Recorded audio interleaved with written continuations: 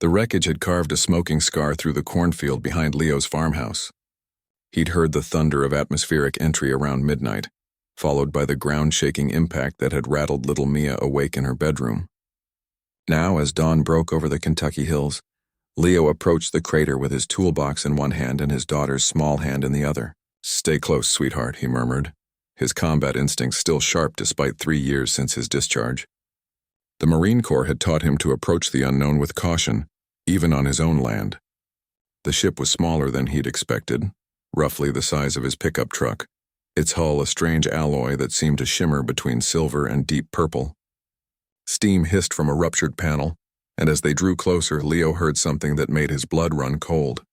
A low, pained growl. The hatch was already open. Inside, slumped over a complex array of controls, was a figure that defied everything Leo thought he knew about the universe. She was humanoid, certainly, but her features were distinctly lupine. Silver-gray fur covered her muscular frame, and her ears, pointed and alert despite her obvious injuries, twitched at their approach. Her amber eyes snapped open, locking onto Leo with an intensity that would have sent most men running. "Easy," Leo said softly, the same tone he'd used to calm wounded soldiers in Kandahar. "We're not going to hurt you."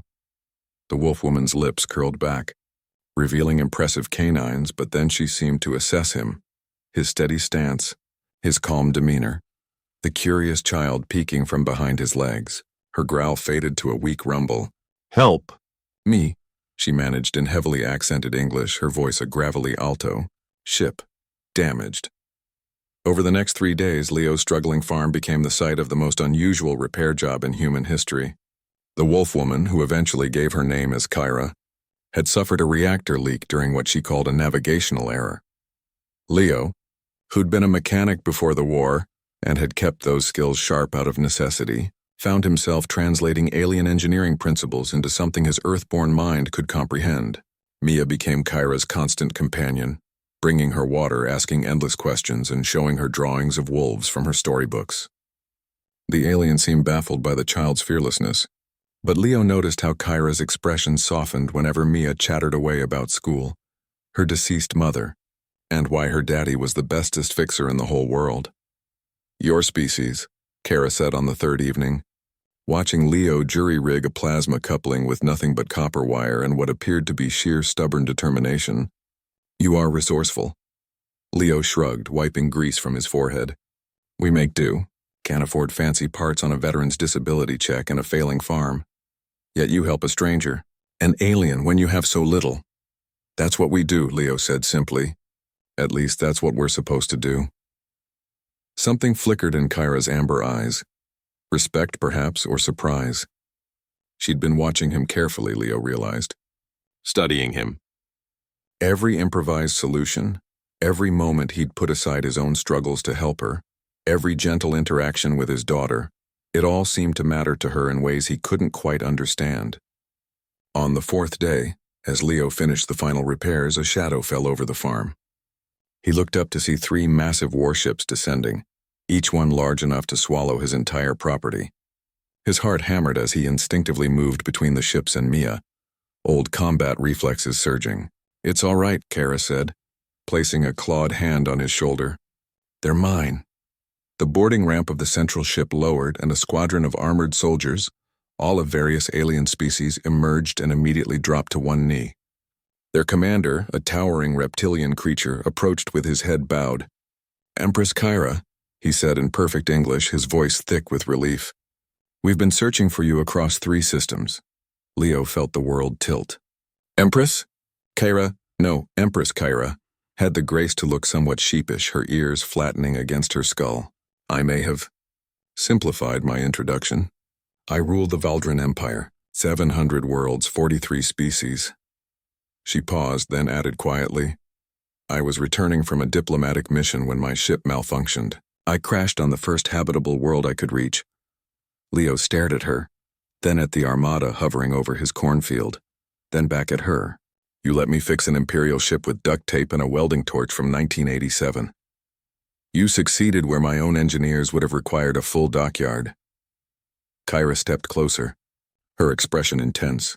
"Leo Martinez, former Marine, father farmer." In 4 days you have shown me something I have rarely seen in my 3 centuries of rule. Pure, uncalculating kindness. You asked for nothing, expected nothing. You simply helped because it was right. She turned to her commander. Prepare a trade agreement. I want this world, Earth, admitted to the Valdrin Commonwealth as a protected sovereign planet. Full technological exchange, immediate humanitarian aid to struggling populations, priority status. But Empress, the commander began. This man, Kara interrupted, gesturing to Leo, represents what I have built my empire to protect. Species that help one another not for profit but because it is who they are. Her amber eyes found Leo's again. Humanity will be a valuable ally. And this particular human, he and his daughter will want for nothing ever again. Leo felt Mia squeeze his hand. Daddy, does this mean we can keep the farm? Kyra's fierce expression melted into something almost gentle. Young Mia, your father can have 1,000 farms if he wishes. Or a ship of his own. Or a seat on my advisory council. She looked back at Leo. The choice is his. Leo glanced at his battered farmhouse, then at the alien empress who'd crashed into his life, then down at his daughter's hopeful face. A smile tugged at his lips, the first genuine smile in longer than he could remember. How about we start with getting the farm back on its feet? He said, and maybe you could visit sometime. Mia would love to hear stories about those 700 worlds. Kyra's ears perked forward and her tail, which Leo only now noticed, gave a small, pleased wag. I would be honored, Leo Martinez. After all, I owe you more than a ship repair. You reminded me why I fight to protect those who cannot protect themselves. As the Valdrin fleet departed, leaving behind technological gifts and a promise of humanity's place among the stars, Leo stood with his daughter and watched the sky. They'd helped a stranger simply because it was right. That this stranger happened to rule an empire was just cosmic irony. But perhaps, Leo thought, that was the most human thing of all. Doing good without knowing the reward and being surprised when kindness returned tenfold. The humans had arrived on the galactic stage and Empress Kyra would make certain the universe knew. Earth's strength wasn't in their weapons or their technology. It was in their hearts.